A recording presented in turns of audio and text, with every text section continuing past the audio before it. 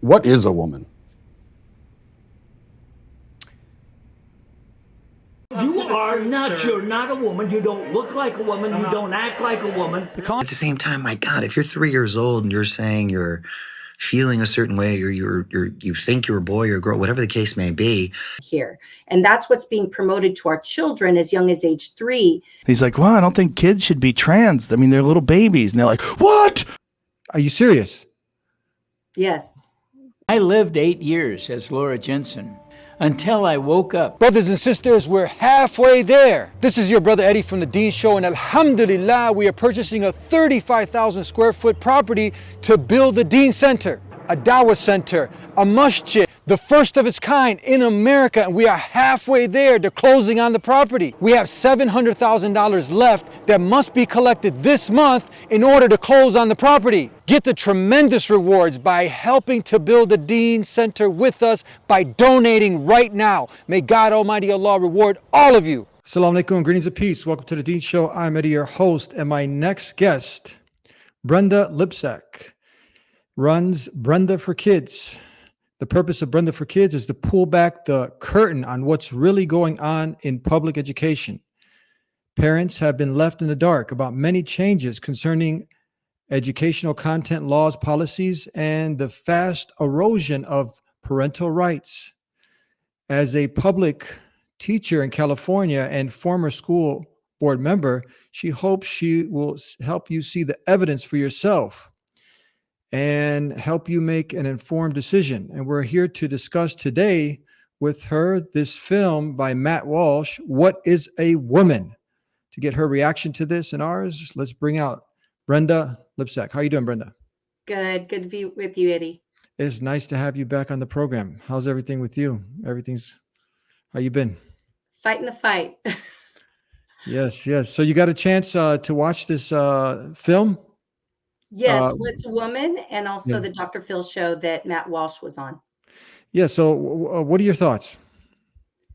Well, I thought what he did, Matt Walsh, in What is a Woman, is he exposed how many of our medical experts, such as he interviewed pediatrics and also from Tennessee, a professor of gender studies, and it just shows how wackadoodle these people are, who are considered the experts of the field, are saying, all these genders, and kids can say whatever gender they want to be. And it's mind-blowing.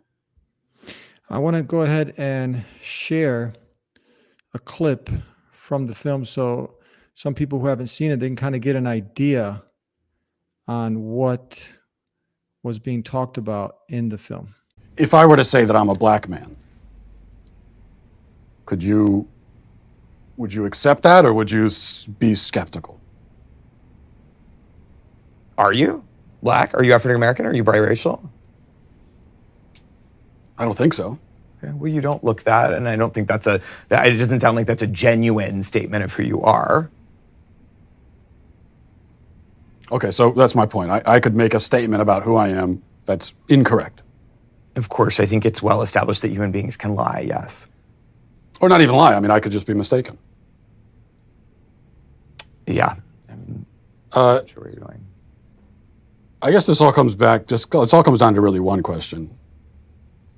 Especially women, gender and sexuality studies. So what is a woman? What was this? This was a professor in the university? Yes, gender studies professor in Tennessee University. Mm-hmm. So what was this? Can you kind of break down what kind of conversation were they having, and what was the point that he was trying to make? The point is that gender identity is basically what's between the ears, like how you perceive yourself to be, which could be anything. And sexuality is, as he said, between the legs, your genitalia, your biological gender or sexuality. Yes. So I noticed that in the film, there's a distinction that they're trying to make. Okay, so you have, what is it? Because you this is what you deal with on a regular basis. So you have biology, and then they try to separate the two. What is it? Biology, your sex, and then your gender. Right. They're separating the two, telling kids that your gender is based on what you think you are, how you see yourself, how you discover who you are, your authentic self. And then starting in preschool, they have these books out that tell kids that gender can change like the weather, that you can, it's based on your feelings and you can choose your own pronouns and they can fluctuate. So they're literally, confusing kids and creating a mental health crisis through all of these different choices that confuse adults, to be honest. Yeah, it is something that obviously you had someone like Mario Lopez, someone who was speaking in one way, and I'll share that clip, and then you can see why people flip flop, and then even people who are not they pretty much are speaking out against having young children exposed to such things at an early age or at all. And this example is a great one because it's a celebrity who was speaking out like many, and then he suffered the backlash. You can't talk about trans kids, you know? Well, that's not racism, but yeah, that's just what that is authoritarianism. They're just trying to enforce a certain way of thinking and behaving, and they go hard on anybody who deviates. Poor old Mario Lopez. Probably the nicest guy that's ever lived. He's like, well, I don't think kids should be trans. I mean, they're little babies. And they're like, what? You insensitive. It's because they can go after him for something like that, and he'll acquiesce. He'll give in. You know, and I always say, if you come from a place of love, you really can't go wrong. But at the same time, my God, if you're 3 years old and you're saying you're feeling a certain way, or you think you're a boy or a girl, whatever the case may be, I just think it's dangerous as a parent to make that determination. Then, okay, well, then you're going to be a boy or a girl, whatever the case may be. And it's sort of alarming. And my gosh, I just think about the repercussions later on. Right. Mario Lopez went on Candace Owens' show, which sounds like a mad lib of ridiculousness. However, it did happen. And he is now trending because of what he said about raising children and gender identities. So what are your thoughts there? Because it seems like some people can come out and speak out, but then he came back and he issued an apology, right? He had to issue an apology kind of to protect himself. What do you, so it kind of sets a precedence for anyone else who will step up and speak out that they're going to end up getting in some deep trouble with this movement. Well, I'm speaking out. I'm speaking out in my school district. And the reason is because people are not identifying terms. Even the word transgender is extremism, because in the 2020 sex ed standards put out by the Southern Poverty Law Center, it literally says in their glossary that transgender is an umbrella term encompassing large numbers of identities. So when we have unlimited gender choices, and that's the real definition here, and that's what's being promoted to our children as young as age 3, then parents need to stand up and say enough is enough. Mm-hmm. You have seen, why do you think they would use Muslim girls in hijab to promote this movement? It's kind of like if you took, let's say, a Christian who believes in a certain value, or let's say a Jew who, he stays away from pork and he's dressed in a traditional Jewish dress, and then to promote him eating, let's say, pork, for example, there'd be a big backlash, right? Why would they do that? To go ahead and put 2 Muslim women in hijab, imitating Mary, the most purest woman, the mother of Jesus, and to have them associated with this movement? Because they're trying to teach kids a term called intersectionality, which means that they can have many different types of identities and hold on to their religion, because they want us to have a religion that's just outward, such as the outward customs that we practice, without the moral standards. So they want our religion to become an outward shell that really loses its meaning and doesn't have any influence about how we conduct our lives. It's just superficial.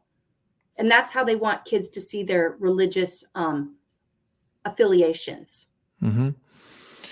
In the film, you can see different academics. That's a surprising thing. These are people with degrees. There are people. You gave a beautiful example of. Can you share that with our audience again about a detective and if he's trying to solve a case, what he's looking for? Right. I always tell parents when they're discussing this issue with their kids to say, if this was truly based on science, then science is objective and should align along all sciences. So I asked my forensic detective friend who practiced forensic science for many years in order to investigate suspects of crimes, when they were taking blood samples and DNA samples, did they ever run across in all of their decades of practice a non-binary person or transgender? And they said no, they have never run across that type of suspect. Mm-hmm. Because it's not part of the DNA. No matter how you change your clothing, your makeup, even your hormones or surgeries, it's not going to change your DNA. Yeah, many people are just really having a hard time wrapping their mind around this. That's something so obvious. It's kind of to the core of the human being. It's all the way into the DNA, the chromosomes. I mean, everything part of a human being distinguishes if a man is a man or a woman is a woman. It's just straightforward. I mean, in the Quran, we have it just over and over. The man is not like the woman. And then the verses that talk about it in Christianity, Judaism, it is just straightforward since the beginning of time. How we gotten to a point where there's even a debate on this. You watched the Dr. Phil show, correct? Yes, I did. Is this statistic true? Is he quoting facts that half of the country is divided over these pronouns? Half of Americans say they feel very or somewhat comfortable using gender-neutral pronouns, while 48% say they feel very or somewhat uncomfortable using them. That's the first time I heard that. So I really don't know. I'd have to check into that. But wow. Because you would think now, hold on, like most people, they just kind of follow. That's that kind of follow mentality. Like just blindly fitting in. Pressure, and then you have in the film, like people who are academics and students who are looking up to these people as educated, and then they start trying to say bring science into it, but there's no science behind this, is there? Well, they're saying that there is, which what's going on is in universal preschool, the master plan that Biden wants to bring in for universal preschool. And you can see this on my website. It has for the National Educators of Young Children, it says they want to teach gender identity as meaning that it's expansive and fluid viewed by science. However, they're changing the definition of science to mean that a fact is based on experts' opinions. And of course, they choose who those experts are. Mm-hmm.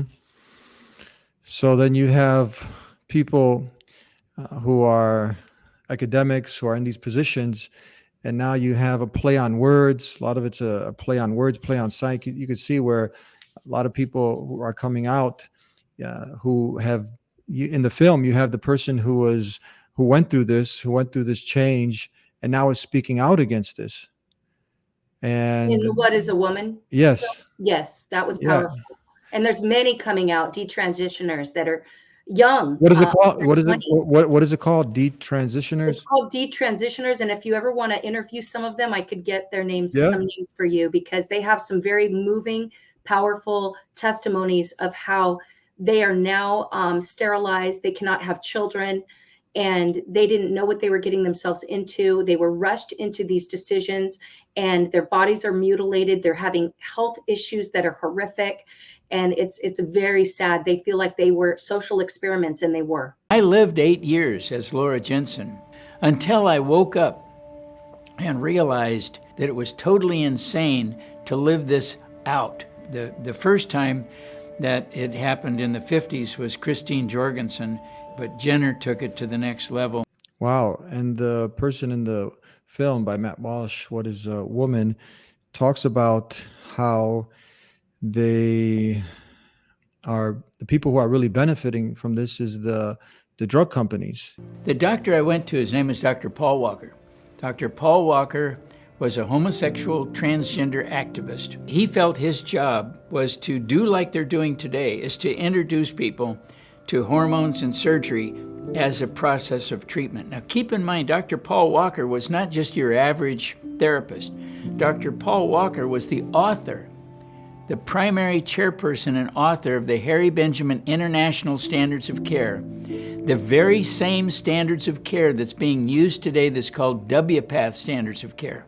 His agenda was pushing transgenderism, pushing surgery, and pushing hormones recklessly and really damaging someone's life like mine. He was quoting the amount of money. It's like 1.3 million per, if you can get somebody to go down this route. That's how much the gain is worth to the pharmaceutical industry. Well, they're creating lifetime medical patients out of healthy children, which is easier to control. I actually talked to it's easier to control people when they're dependent on the government. And I talked to a psychiatrist actually about this, and he said something stunning to me about puberty blockers that I never thought about. Besides all of the health risks, he said, you know, hormones are part of, when you go through puberty, you're moving from childhood into adulthood, which also impacts your thinking and your cognitive ability to be able to, you know, you're losing that imaginary, you know, type of life, and you're going into more reality. And he said, hormones is part of us developing cognitively.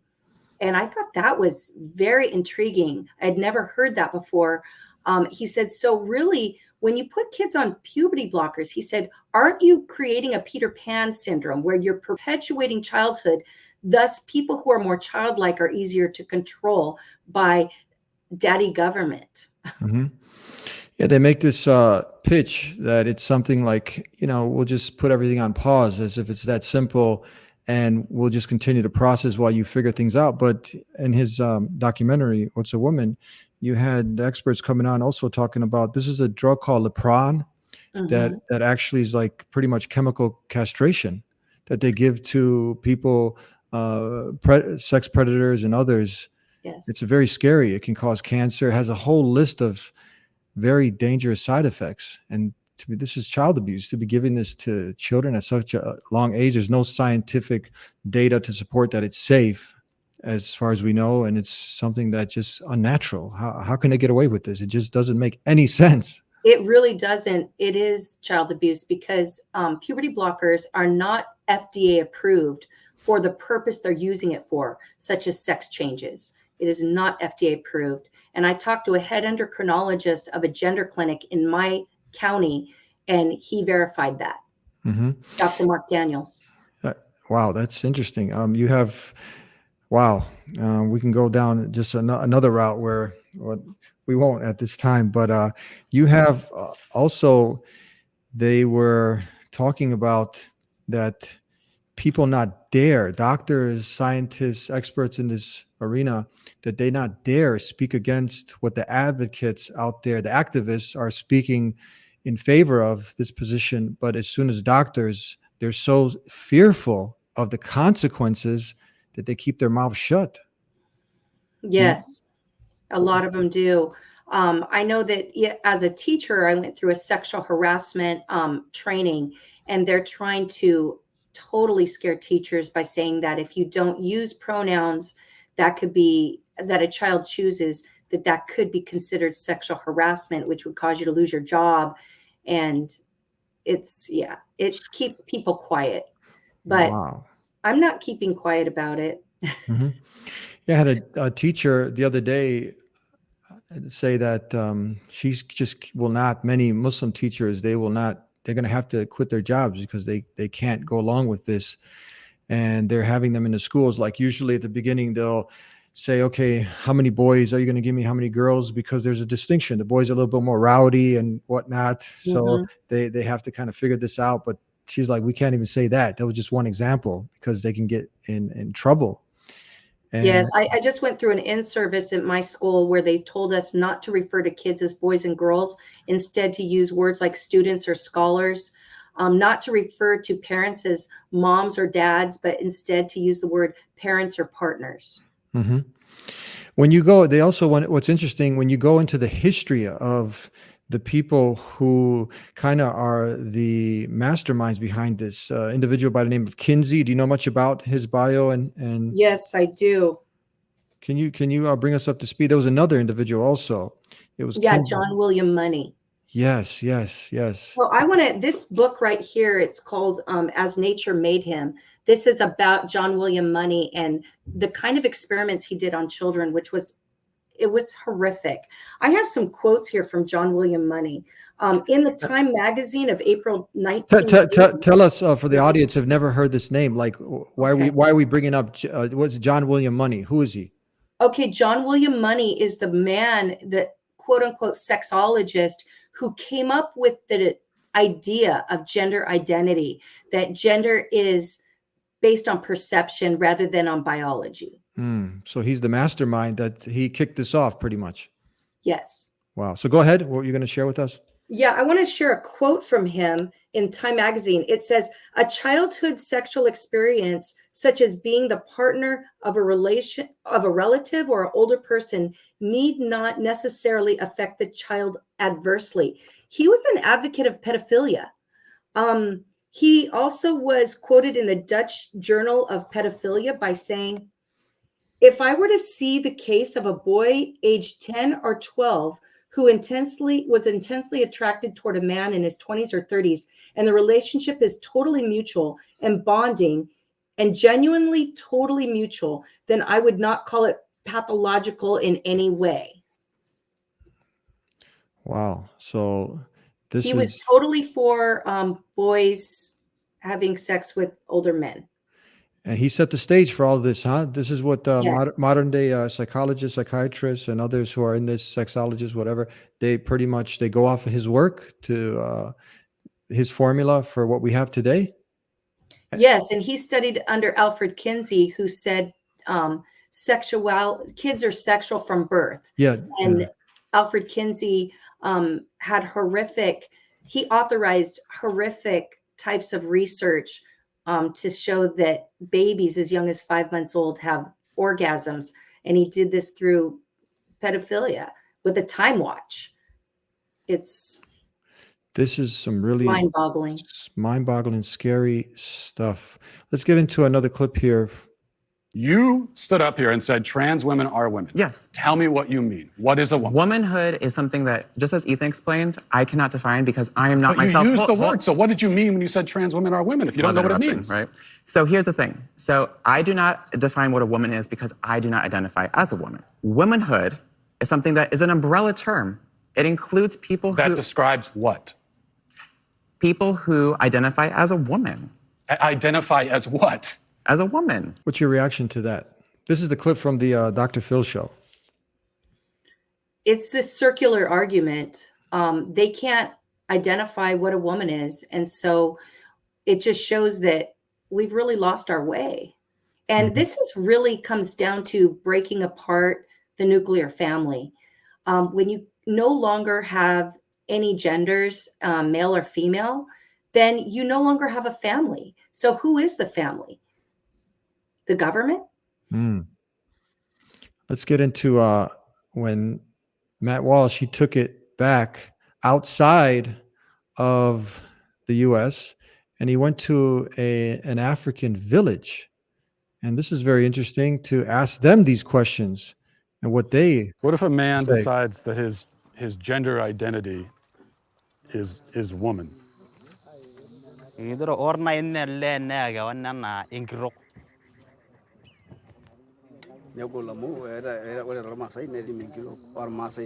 woman has its own duty, and a man has its own duty, and a lady cannot do the duty of a man, and a man cannot do a duty of a woman.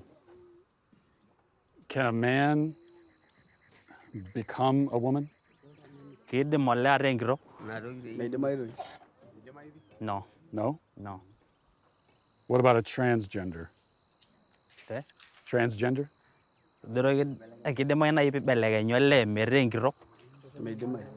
No. No? It look like if you want to become a lady but you're a man, you have something wrong in your mind. Something wrong in your family, something wrong in you. What about if someone was non-binary? Come again? Non-binary. Do you know, like non? Like someone is. You're not a woman. You're not a man. Yeah, someone is neither. They're something else. Is that? Itu bro, aman na kide mair na yole peria gwan topis. He's saying we have never seen things like those. For a man, he has a penis. For a woman, he has a vagina. So we know this is a lady, this is a man. What if it's a woman with a? What if it's a woman with a penis? Both. Is that? Kide maine vegeren giro entabo.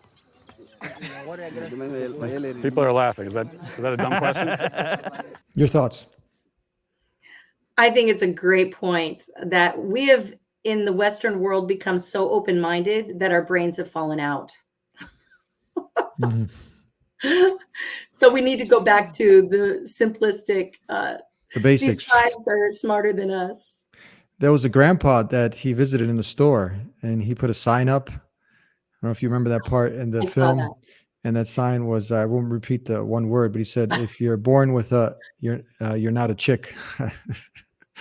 So it was just common sense. He was just spitting common sense. It seems like common sense nowadays is not common practice.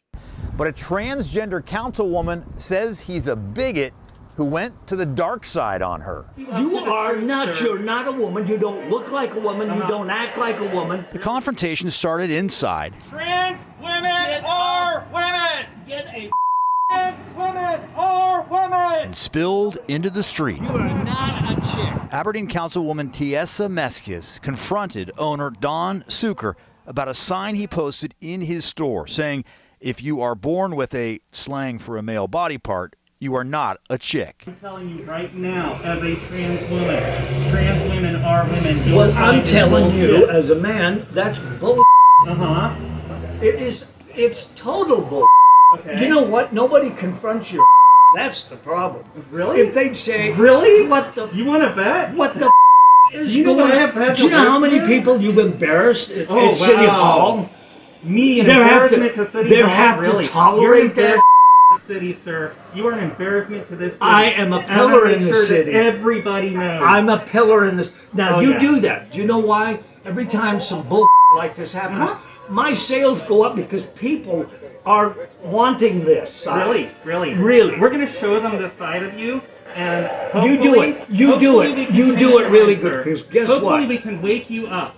You are nuts. Let's wake you up. You to the are truth, nuts. sir. You're not a woman. You don't look like a woman. You Uh-huh. don't act like a woman. Really?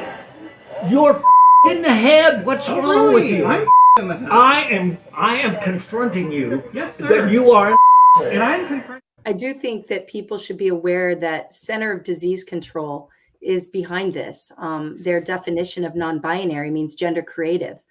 And that means that kids can make up their own genders, and they call these genders minorities. So under critical race theory, that means that they would be considered the oppressed, the marginalized, the minorities, where if you're biological gender and you're a cisgender, they call it, then you are considered privileged and an oppressor. So they are incentivizing kids to become these non-conforming genders through critical race theory.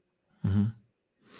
Wow. So people out there who have transitioned down this path, you've met a lot who have come back to warn against this, who fell into this trap.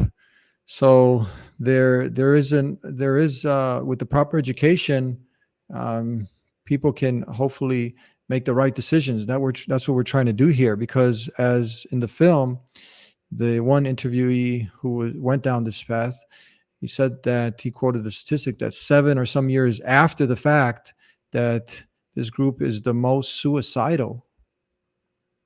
Yes, I've been reading some articles about that.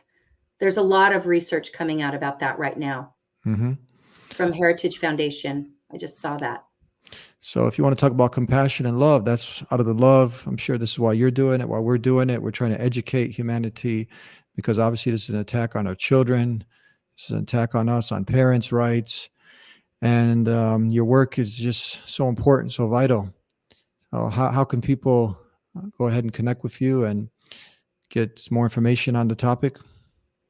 They can definitely connect on my website. It's www.brenda4kids.com, the number 4, brenda4kids.com. And there's a contact where they can email me through the contact on the website. Also, my website is in many languages. There's a Google Translate feature, so it can be read in Arabic or in any language, the articles. And some of my videos are now getting translated into Arabic. Nice. Just one last question. Have you seen some of the footage that they've caught? You know, a person, they cannot take a child into a strip club.